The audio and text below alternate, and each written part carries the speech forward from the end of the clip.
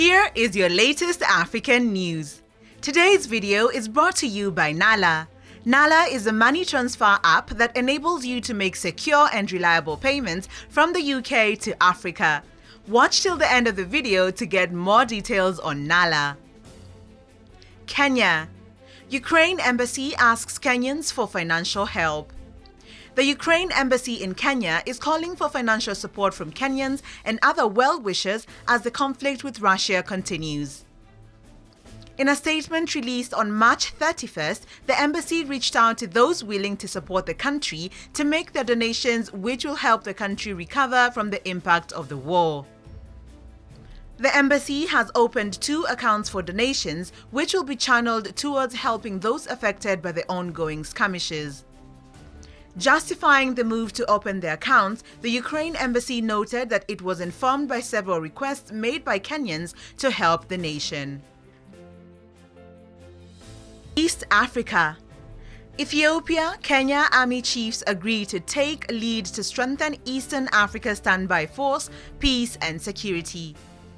The Chief of Staff of the Ethiopian National Defense Forces (ENDF), Field Marshal Berhanu Jula, and his counterpart Chief of the Kenyan Defense Forces, General Robert Kariuki Kibochi, held talks in Nairobi on 30th March, during which the two agreed to take lead to strengthen the East Africa Standby Force (EASF) and work together for mutual peace and security, the Ethiopian Embassy in Nairobi said.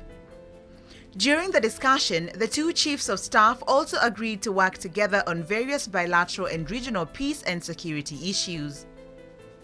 Both Ethiopia and Kenya are part of ESAF, a regional organization mandated to enhance peace and security in the Eastern African region, as is one of the 5 regional multidimensional forces of the African Standby Force (ASF), consisting of military, police, and civilian components. Africa-wide.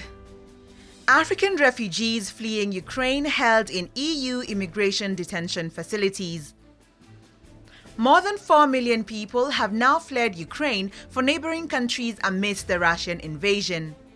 However, African students who have fled have been detained by EU border authorities in what has been condemned discriminatory and unacceptable.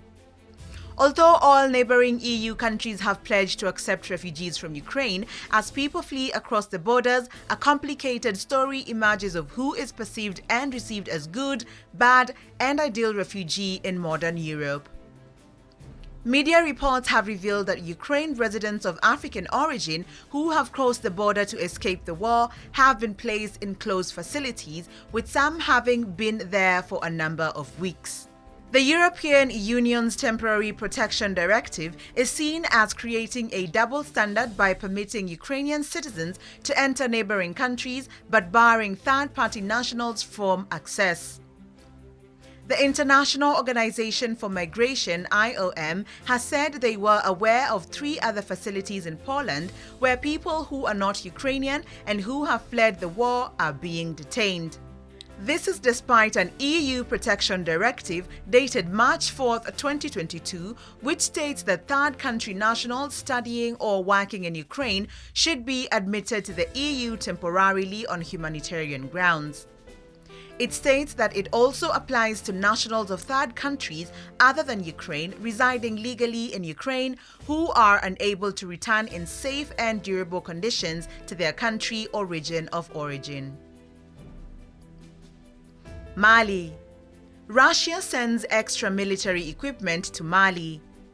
Mali's military government has received 2 combat helicopters and 2 sophisticated radar systems from Russia to help in its fight against Islamist militants. The military government, which seized power in 2020, has developed closer ties with Russia after a series of disagreements with France.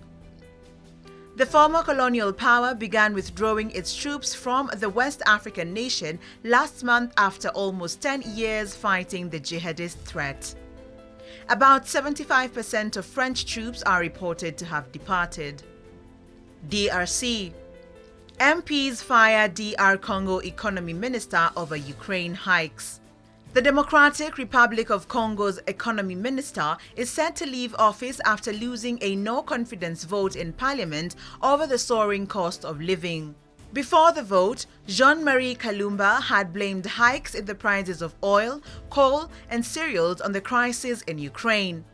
He explained that DR Congo imported 55% of its wheat from Russia and 15% from Ukraine. Imports had also been affected by the fact that sea freight costs had risen by 700% in less than a year, he said. But MPs were having none of it, with the majority voting for his removal less than a year since he took office. Mr. Kalumba is the first member of President Felix Tshisekedi's cabinet to be voted out by Parliament. Zimbabwe to repossess unused land. Zimbabwe has begun repossessing idle land from black farmers who had benefited from land reforms 2 decades ago, according to Agriculture Minister Anxious Masuka. The minister had said that farmland lying unused and owners of multiple farms will lose land, and the land will go to aspiring farmers from a wait list from earlier rounds of land reforms. Speaking at the opening of annual tobacco auctions, the minister said some repossessions had already occurred while others were in the process.